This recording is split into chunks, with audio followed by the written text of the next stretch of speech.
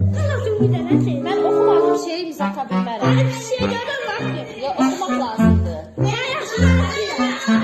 Görək nə yazıb. Keç bir tərəfə biraz. Bütün dərslər yaxşı oxuyacam deyə bırakıyor. Hə, oxu, sən dəftərə vərəqə baxıb oxumadın. Sən nə başqa şey yazıbsan. Oxuyub sonra.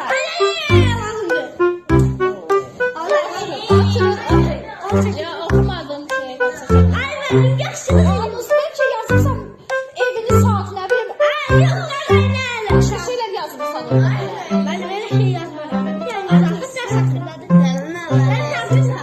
Mənim dərs haqqında da vaxtında yazdım. Allah'ım bizi. Mənim dərs haqqında da mən yazdım.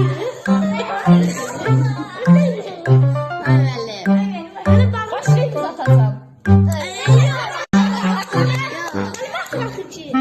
İnanırlar ki yaxşı. Görək nə var. Sənə inanıram da.